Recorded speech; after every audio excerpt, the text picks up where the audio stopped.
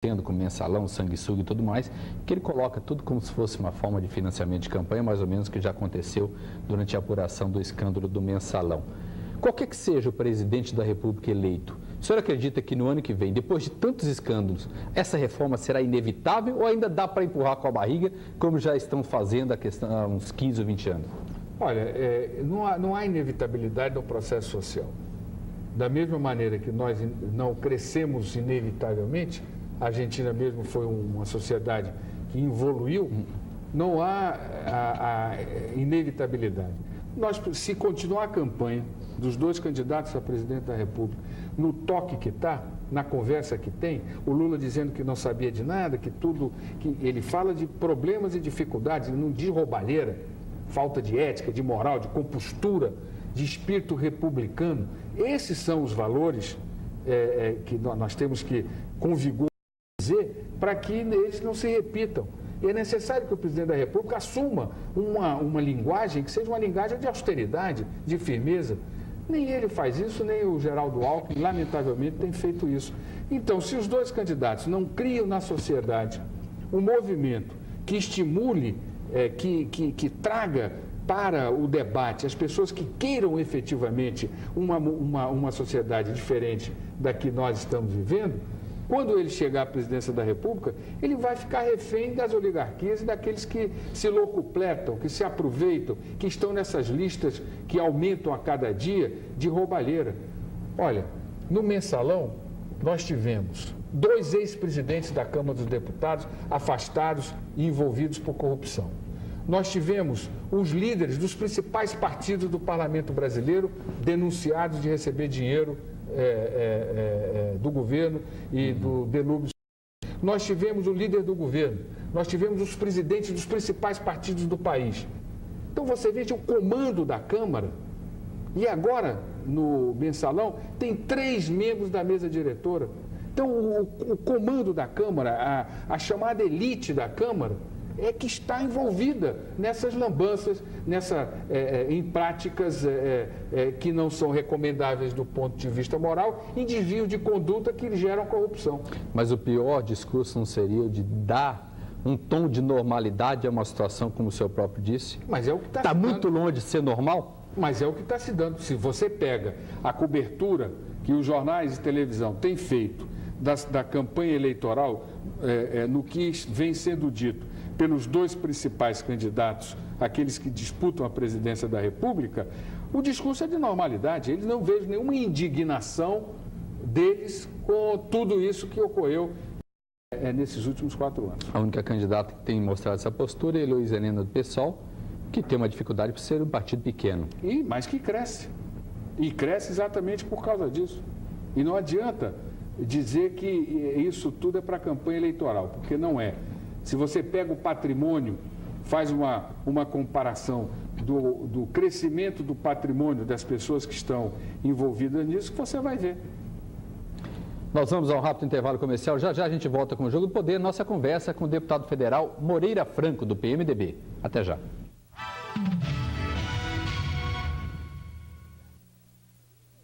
Tá bom, tá bom. Estamos de volta com o Jogo do Poder. Estamos conversando com o deputado federal Moreira Franco, do PMDB, que desistiu de disputar a reeleição por uma série de fatores que nós estamos apresentando aí desde o primeiro bloco.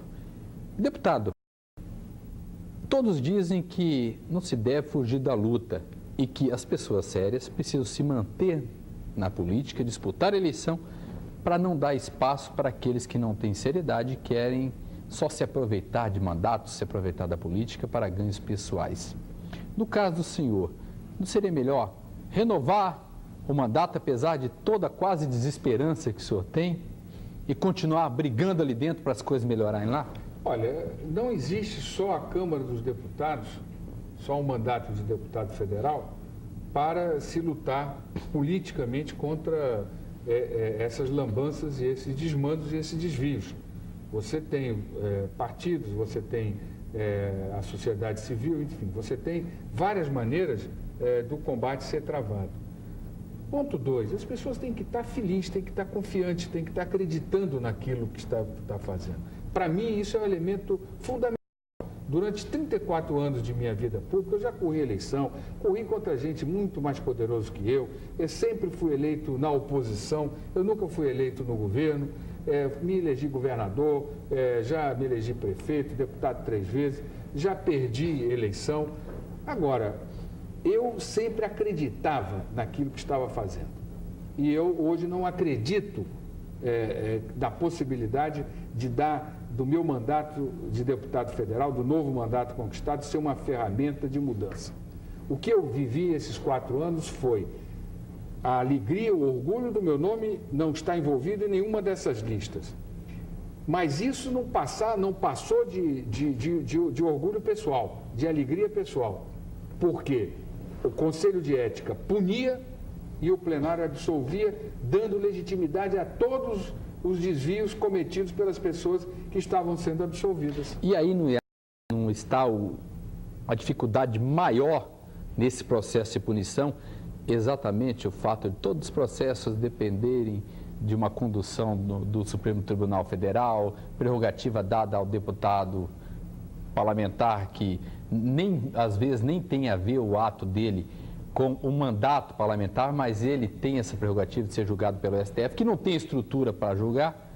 Isso não teria que mudar para garantir pelo menos a punição daqueles que se envolvessem em corrupção? Olha, nós temos aí mais um problema que compõe o esforço de se fazer uma reforma política. Nós precisamos de 3 reformas. Nós precisamos, como prioridade, da reforma eleitoral, da reforma partidária e da reforma política. Se nós no Brasil não fizermos essas 3 reformas, nós não vamos crescer. Lamentavelmente ou felizmente, eu não formei um juízo, mas a minha geração, diferentemente da geração dos meus pais, a minha geração, que é a geração que vem depois de 64, que começa a militar, eu mais jovem, em 64, o ex-presidente Fernando Henrique Cardoso, o atual presidente Lula, com mais idade, militando ou na universidade ou no sindicato, a nossa geração fez uma opção pela democracia em detrimento do desenvolvimento. A geração dos meus pais, ela optou pelo desenvolvimento. Então, viveram momentos de ditadura, mas o país cresceu muito. Nós optamos pela democracia. Construímos aqui uma democracia que está sendo ameaçada pela falta de conduta, ameaçada por desvios morais, ameaçada por falta de espírito republicano. E o país não... Então, nós precisamos, ao mesmo tempo que devemos fazer essas 3 reformas, nós precisamos discutir a necessidade de retomar um caráter prioritário do desenvolvimento. A democracia, as conquistas das liberdades, nós já fizemos. Nós precisamos que os agentes políticos tenham compostura, tenham espírito republicano para que a sociedade acredite nessas instituições. E nós devemos, então, fazer as 3 reformas, a política, a eleitoral e a partidária, para que nós possamos crescer. Porque nenhum país do mundo cresce, se desenvolve com corrupção. O senhor acha que esse descrédito, essa desilusão ou desesperança da população diante de tantos escândalos pode, de alguma forma, não vou dizer da forma mais dura, que leve até uma ditadura, mas de alguma forma pode comprometer, pelo menos a qualidade da nossa democracia, que seria uma... Não, a qualidade da nossa democracia está comprometida, porque é essa que está aí. Você pega a revista Veja nesse fim de semana, que você vê, evidentemente, aquelas páginas e páginas com fotografias de parlamentares envolvidos no escândalo do sanguessuga. Mas a preocupação maior é para a qualidade da democracia para o futuro, que é essa desesperança que complica. Mas ela está comprometida no presente. No que nós precisamos é atuar no presente, é fazer a reforma política, a reforma partidária e a reforma eleitoral, para que essas práticas não republicanas, os desvios de conduta, de comportamento, os desvios morais que têm caracterizado um grande número dos agentes públicos, passe a ser punido, para que nós possamos ter a nossa democracia, as nossas instituições queridas, reconhecidas, respeitadas pela opinião pública, que hoje não respeita. O parlamento brasileiro, o Congresso brasileiro, vive perante a opinião pública o seu pior momento. As pessoas não estão querendo votar, elas não estão querendo participar do processo eleitoral. Quando um candidato chega na rua para dar um material de propaganda, as pessoas hostilizam o candidato. Por quê? Porque veem uma fragilidade enorme na instituição parlamentar de punir aqueles que agiram sem compostura republicana. Mas como o senhor próprio disse, a gente não está vendo aí numa proposta sólida ou pelo menos crível de que essas reformas realmente possam acontecer. A começar pelo partido do senhor, PMDB, que não demonstrou ainda esse interesse, e outros partidos seguem na mesma toada. São poucos os que falam numa reforma consolidada, uma reforma que possa, como uma bandeira principal de campanha eleitoral. Isso nos joga numa incerteza muito grande em relação ao futuro, que é muito mais ameaçador ao país, né? Se na campanha ninguém tem essa bandeira. Nós temos que forçar que os candidatos a presidente da República, porque quem tem que ter deputado federal com essa bandeira não vai resolver problema.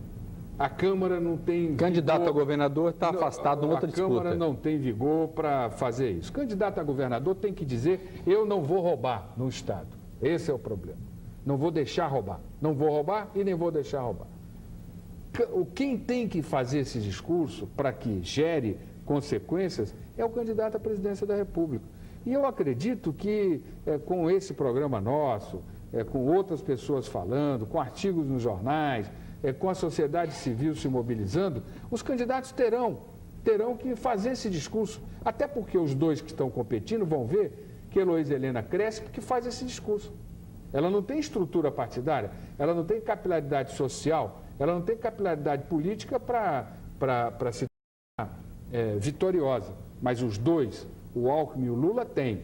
E eles terão que se curvar a esse discurso. Eles terão que dizer, que eles, presidente da República, que iniciativa eles tomarão para coibir esse tipo de desvio de comportamento, e não fazer o que o Lula fez, não sei de nada, não sei de nada, não sei de nada. 2, eles têm que dizer que tipo de proposta encaminharão ao Congresso Nacional para fazer a reforma partidária, a reforma política e a reforma eleitoral. Não adianta dizer que a fidelidade partidária vai resolver problema de desvio de conduta, porque não resolve. A fidelidade é um aspecto menor da grande reforma que deve ser feita no campo eleitoral, partidário e político. O principal, nesse momento de disputa eleitoral, talvez já pudesse valer para essas eleições, mas não vão valer, seria o financiamento público de campanha uma solução emergencial? O financiamento, não. Agora não dá para nada. Não dá mais. Agora não dá. Mas deveria já ter sido adotada? Eu acho que nós temos que olhar para trás. Olhar para trás é você dizer não a esse desvio de comportamento que durante essa legislatura manchou a Câmara dos Deputados. Nós temos que olhar para frente. E olhar para frente significa você estudar seriamente o financiamento público. Agora, o financiamento público significa lista. Mas para você ter lista, você precisa ter partidos que precisa fazer uma reforma partidária. Porque esses partidos que apresentam esses candidatos à opinião pública, ao eleitor brasileiro, eles poderão ter a sem cerimônia de oferecer uma lista muito pior do que esses candidatos que têm oferecido para a votação do eleitor. Porque não é correto dizer que a Câmara dos Deputados representa a sociedade. Não, porque a sociedade não escolhe quem quer. Ela vota nos candidatos que são apresentados a ela pelos partidos políticos. Ou seja, a Câmara representa a média moral, a média política, a média ideológica das direções partidárias existentes no Brasil. O que seria consolidado com a lista fechada. Agora, com a lista muda.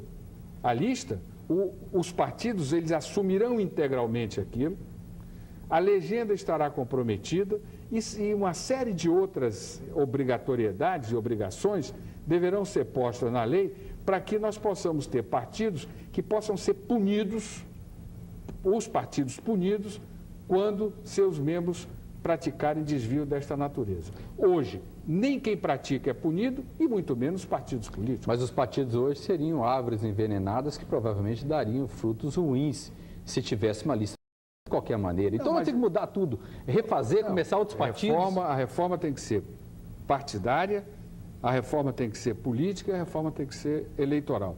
Não adianta se entregar a 46 partidos, como temos hoje no Brasil, para fazer lista ou qualquer outra coisa. Por quê? Porque esses são os partidos que têm apresentado esses candidatos. Candidatos esses que eleitos estão fazendo isso que fizeram na Câmara. E o que é mais grave, pela legislação, nem os candidatos, nem aqueles que fizeram estão sendo punidos, e muito menos os partidos políticos, que são os responsáveis, em última instância, porque são aqueles que apresentam a nominata para votação ao eleitor. O que nos permite fazer uma avaliação de que a cláusula de barreira pouco vai ajudar nesse momento. Seria isso? Não, a cláusula de barreira ajuda, porque ela evita que você tenha uma representação pulverizada, porque, lamentavelmente, os partidos pequenos hoje, eles se transformaram em empresas que vendem tempo de televisão. As já agem assim há uns 20 anos, né? Pois é, mas isso aí agora é cada vez mais. A ponto de nós tivemos uma candidata à presidência da República que denunciou que estava sendo cobrado pelo presidente do partido a sua contribuição e mostrou a fita. A contribuição para que ela pudesse vir a ser candidata, mas não é contribuição para a campanha, é contribuição para pagar a indicação dela como candidata. Ora, a cláusula de barreira chega a esse ponto, é impossível conviver. A cláusula de barreira traria resultados bem menores, exatamente porque os partidos não estavam preparados para ter, como o senhor disse, um comportamento ético dentro do desenvolvimento dos mandatos dos seus partidários. A cláusula de barreira, ela se não, como não tivemos condições de ter uma reforma partidária, ela terá muito menos resultados do que poderia ter. Se nós tivéssemos meia dúzia, pelo menos, de partidos eticamente viáveis e que tivessem postura de partidos com programas definidos diante do eleitor, aí sim ela teria um resultado melhor. E partido eticamente viável é aquele que tem, por bem ou por mal, o sentido da responsabilidade republicana. Ou porque ele vai saber que, se não agir com postura, com honestidade, com seriedade no trato da coisa pública, ele será punido, a sua direção será punida. No Brasil de hoje, quem age mal não é punido, e muito menos os partidos. Então, não há nem por vocação e nem por obrigação legal a necessidade de se agir com compostura republicana. Esse é o problema. Por isso a reforma partidária. Vamos ao intervalo comercial. Já já a gente volta com o Jogo do Poder, a nossa conversa com o deputado federal Moreira Franco. Até já.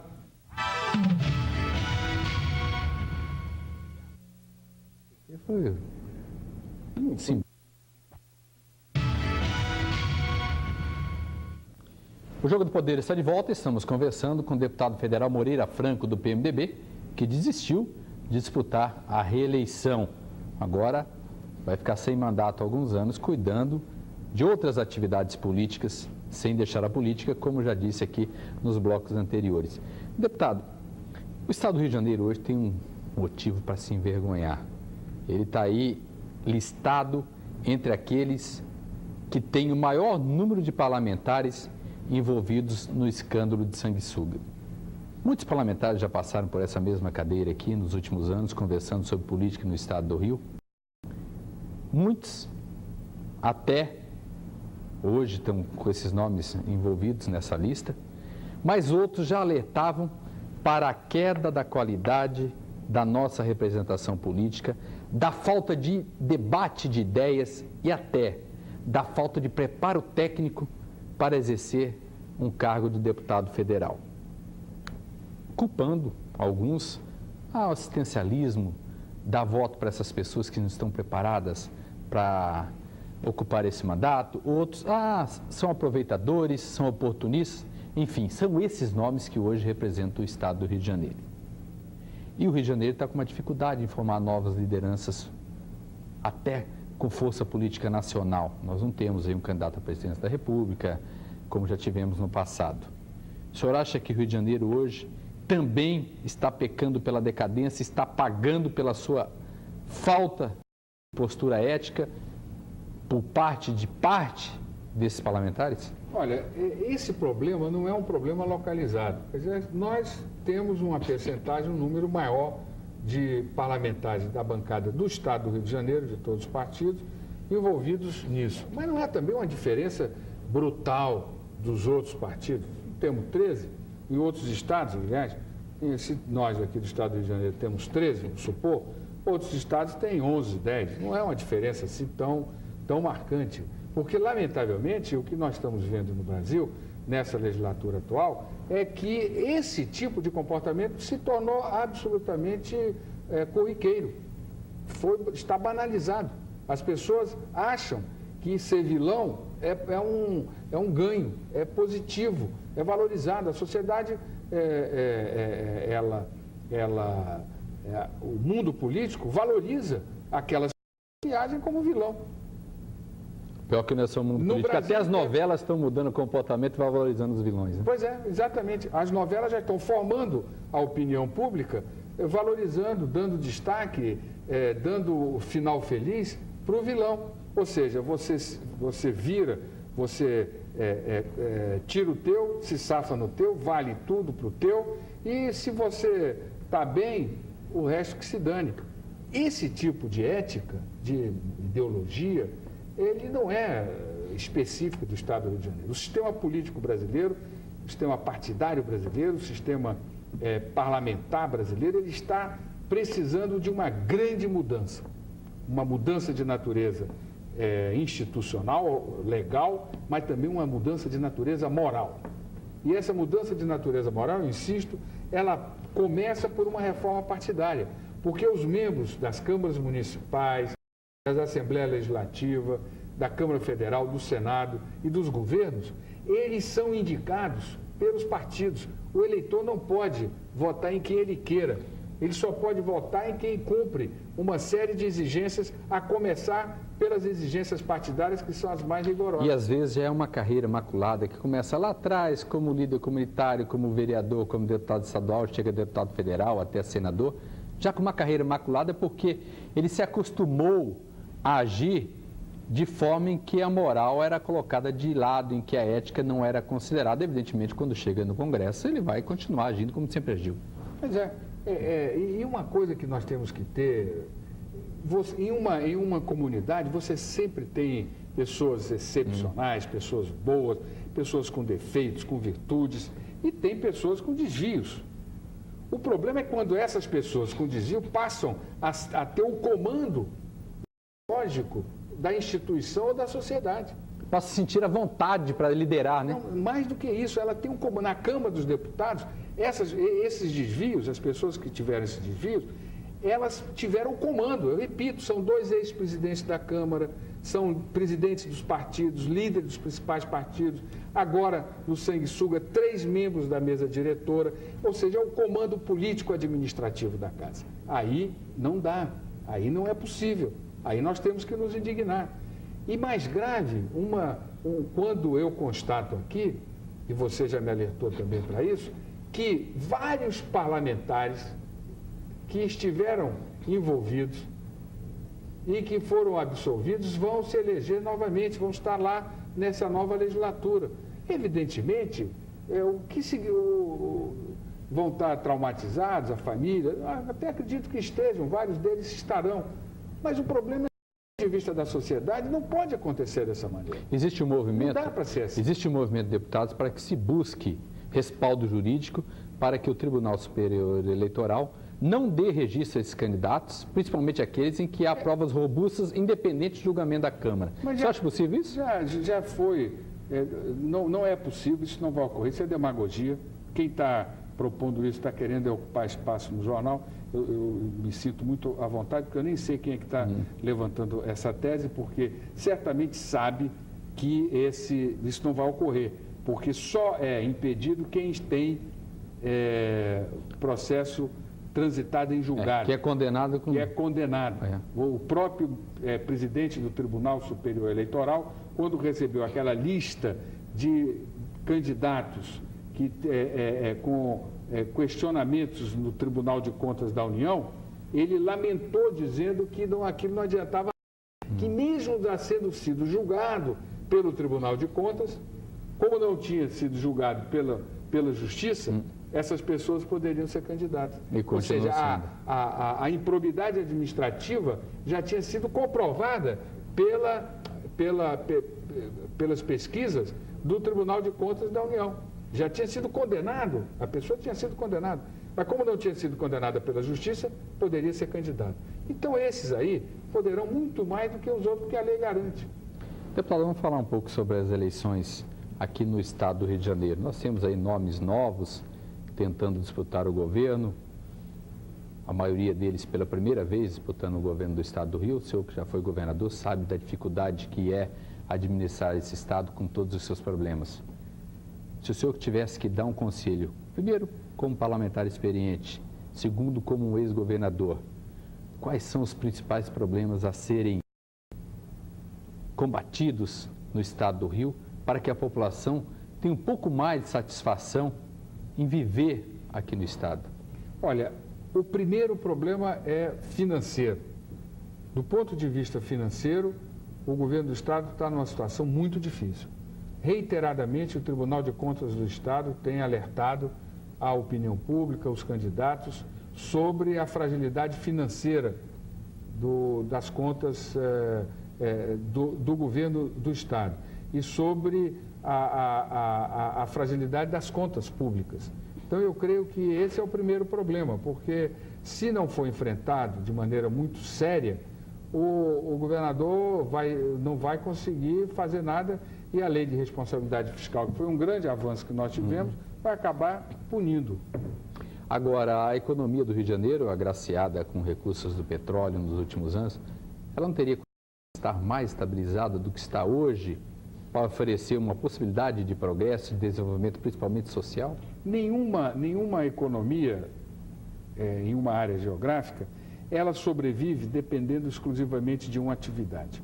O petróleo, para nós, é a única atividade e é uma economia de enclave, ou seja, a riqueza gerada pelo petróleo não é distribuída na região. As pessoas vão lá, são empresas multinacionais, aí a própria Petrobras, que é uma empresa multinacional, vai lá, explora o óleo, tem algumas refinarias, refina, e o processo decisório, o dinheiro, os melhores cargos, a distribuição dessa renda, no sentido volumoso, ela vai para outros cantos, para outros estados, para outros países, e fica aqui um emprego menos remunerado e impostos que são pagos aos municípios. Então, você tem o aumento da receita pública do governo do estado e dos municípios. E isso é um fato que ocorre, mas isso não significa nada. Isso não muda a vida de ninguém. Isso não gera emprego, não gera renda, não gera salário, não gera comida, não gera nada. Circula muito dinheiro, mas o Estado acaba ficando com pouco dinheiro. O poder público fica com quase todo. Quem fica com pouco dinheiro é o cidadão. E o erro, a deformação desse modelo de crescimento é que, se você for ao interior do estado, se você for a Campos, se você for a Macaé, você vai ver uma pobreza enorme, uma desigualdade social brutal. Você não vê aquilo lá como é o Texas nos Estados Unidos, a Califórnia nos Estados Unidos. São territórios explorados, mas que não estão em desenvolvimento. Que o estado é rico, as pessoas são muito ricas, não há pobreza, não há desigualdade social. Aqui não. Aqui o Estado arrecada bem, mas as pessoas são muito pobres. O pai de família, a mãe de família, a qualidade da educação é ruim, a qualidade da saúde é péssima, a qualidade do saneamento básico é precária, as pessoas não têm emprego, elas não têm renda, elas não têm salário. A vida é muito difícil. Então, o que nós precisamos é ter um modelo de crescimento econômico que seja distribuidor de renda e gerador de emprego. E esse conjunto de fatores, de pobreza, de falta de desenvolvimento, acabaria desembocando na falta também de segurança pública, que é a bandeira que a maioria dos candidatos empunha hoje, diz que é a prioridade para se resolver no estado do Rio de Janeiro. Não se resolve isso numa hora. Olha, eu fui governador em 86, fui eleito em 86, assumi em 87. Com relação a esse problema de segurança, eu tive uma experiência péssima, porque eu disse uma das maiores burrices da minha vida. Em 100 dias... Que iria, por um problema de marketing, eu disse que iria acabar com a violência em 6 meses. Você acaba com a violência nem em 6 meses, nem em 1 ano, nem nunca. É da natureza humana, é da vida, é do dia a dia, é do cotidiano humano. O que nós temos é que ter um aparelho policial organizado para inibir, para punir aqueles que queiram andar no desvio.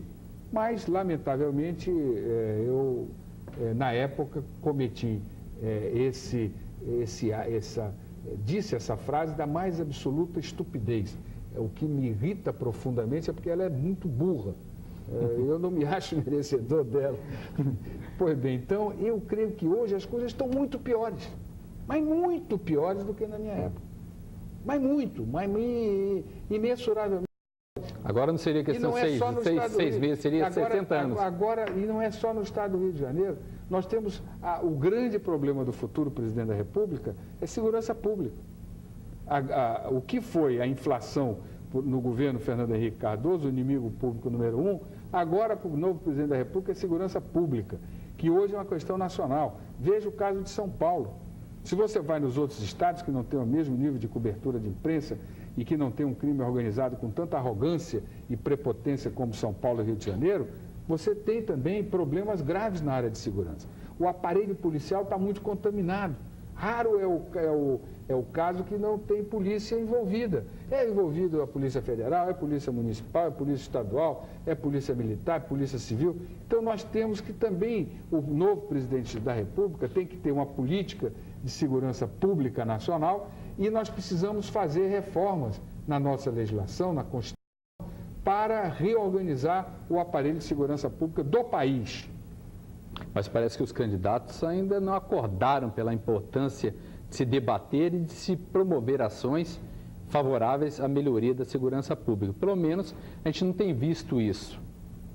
Já vista o comportamento dos últimos governos em relação, por exemplo, ao plano de segurança único do país. Não aconteceu, só fica na promessa.